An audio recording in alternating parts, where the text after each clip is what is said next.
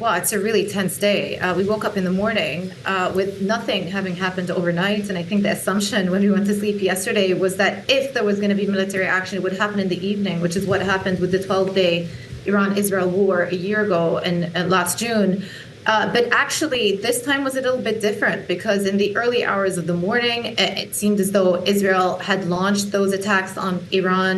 Several explosions were heard in Tehran and around the other parts of the country as well. Shortly afterwards, the U.S. confirmed that they had also participated in those operations as well. And not so long after that, you got a very swift Iranian response. And again, this is another big difference to the last big war, the 12-day war. It took a couple of days for Iran to orchestrate their response. This time around, they were ready to go. And they fired back at U.S. bases dotted around the Gulf. And here I'm talking about Qatar, about Bahrain, Kuwait, Abu Dhabi. With explosions heard in various of those bases. Even citizens were receiving siren warnings, alerts on their phones, and notifying them that an attack was imminent. Now, from what we understand, most of the missiles and drones that were fired and directed at the Gulf states and at these bases were intercepted. We've heard of one casualty in Abu Dhabi, but probably on back of shrapnel.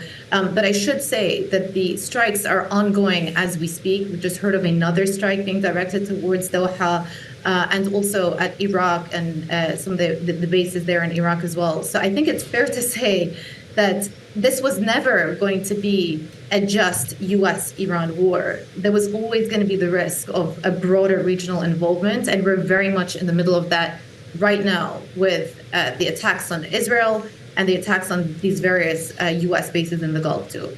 Well, and that was the concern with Gulf allies, and even folks who are close to the president were really hoping that cooler heads could prevail because a conflict between these two countries is unlikely to stay between those two countries. As you mentioned, we're seeing reports of hits throughout the region. We're still trying to assess those as those trickle in. A lot of video on social media. We're going to verify that as we can and try to get to you.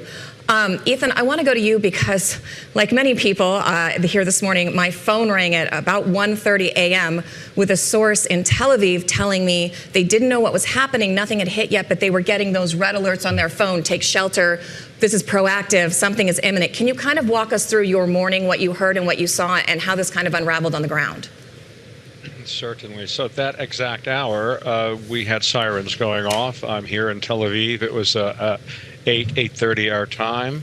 And I'm now in my safe room, which is a part of my apartment. It's reinforced concrete, and it's got a metal for the window and a metal door and so on. This is obviously, if a missile hits my building, I'm not going to survive. But anything sort of 100 meters away or so, the impact I'll be protected from. So people across the country who have access to such a place are in it.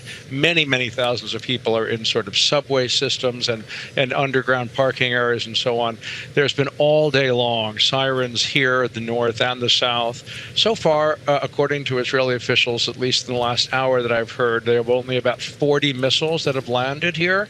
And there's a range of predictions about how bad it will get. I just was listening to one analyst say this is just the beginning. They're going to have cruise missiles and ballistic missiles and drones. It's going to go on. It's going to get rough. That could well be. Others are saying that the reason Israel and the U.S. chose to attack now is because the Iranians had suffered quite a lot in June and couldn't rebuild enough to really come back at these guys. We shall see. But it is certainly a very big day in this conflict. And there is no question that, they're now talking relatively openly about regime change and sort of asserting that these attacks are going to encourage Iranians to rise up again in the streets.